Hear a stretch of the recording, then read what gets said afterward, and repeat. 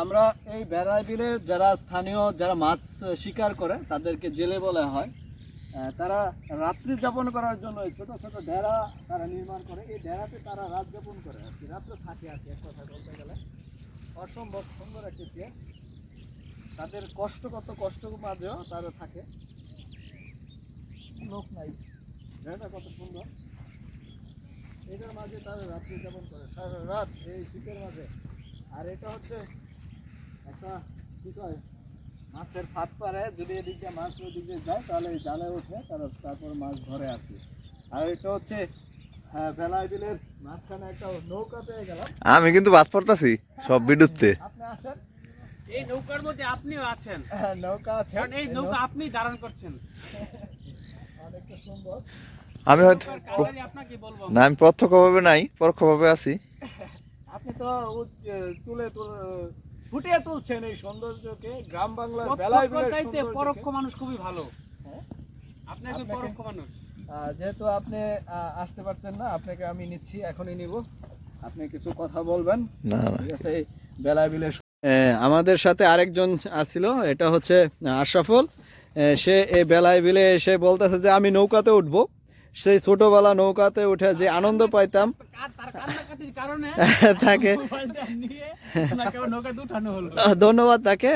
এই সবুজ কাকাও অনেক আনন্দ পাইতেছে, অনেক ফিল পাইতেছে এই সুন্দর একটা পরিবেশে আইসা নৌকাতে উঠছে এবং পাখিলেদের কিচিরমিচির ভীষণ ভীষণ বুক ভরা বাতাস নেওয়া যায়, বাতাস এ শান্তি, বুক ভরা বাতাস, অক্সিজেন।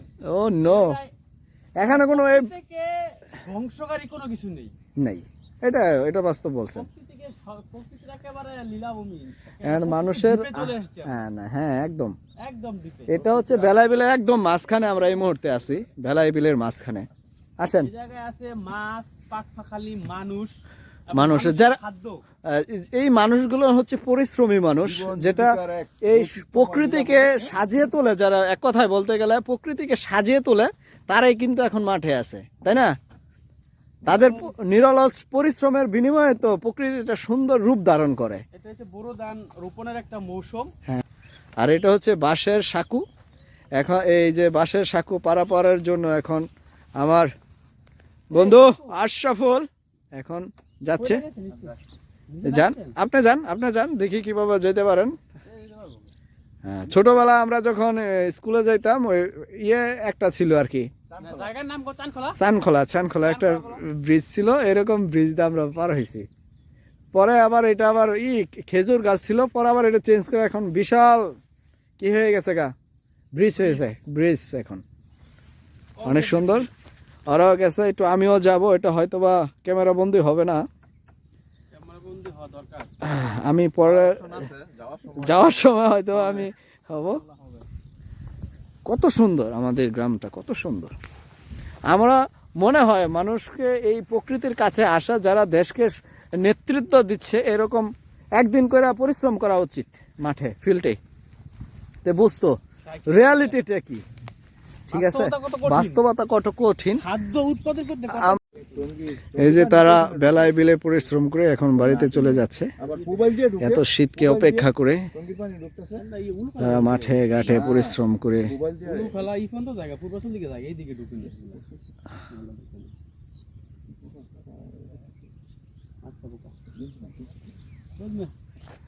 কথা কেন আমনে মানছে বালা বালা জিনিস কিনে দেন না গেল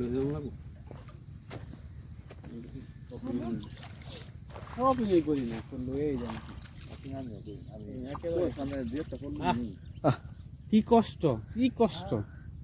ঠান্ডা পানির কিছুই মনে করতেছে না, আর আমরা ঠান্ডা পানি নামতেই পারি না। অনেক মানুষ গোসলই করে না এই শীতের লাইগা, আর আপনার পানি পইরা থাকেন। আপনাদের অনেক ধন্যবাদ, ব্যবস্থা করে।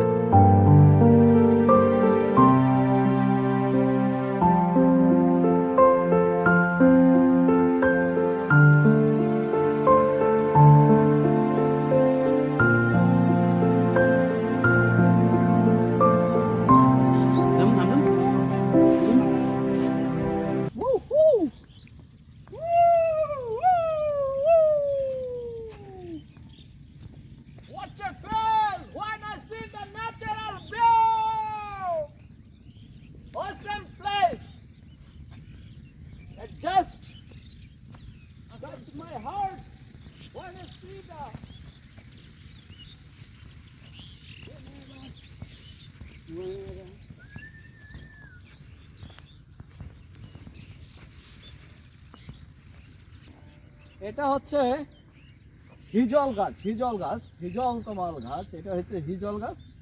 এটা এখন আমাদের গ্রাম বাংলায় আগে প্রতিটা এলাকায় ছিল, কমন একটা হিজল গাছ ছিল। আর এখন দিনের আধুনিকতার ছোঁয়ায় পেতে পেতে মানুষ ইট ইট ইট পাটকেলের দালান কোঠা তৈরি করতে করতে এসব গাছ উপড়ে ফেলে দিচ্ছে। ছিল এলাকার কাছারের জায়গা যেগুলো, হ্যাঁ। কাছারের জমিতে এরকম- যেগুলো হইতো এরকম হিজল গাছ হিজল হইতো। গাছ হইতো। আর এখানে এসে বেলা বিলের মাঝখানে এই পুকুরটার চারিপাশে দেখলাম হিজলের গাছ। প্রাকৃতিক ভাবেই হয়েছে। এখানে আসলে একটা অন্যরকম ফিল পাওয়া যায়। এই গাছগাছিলায় প্রচুর পাখি, তাদের মনের আনন্দে গান গাচ্ছে, আমরা তা শুনে নিজেও আনন্দিত হচ্ছি। নিজেকে মনে হচ্ছে যেন আমি সুখী, আই এম হ্যাপি।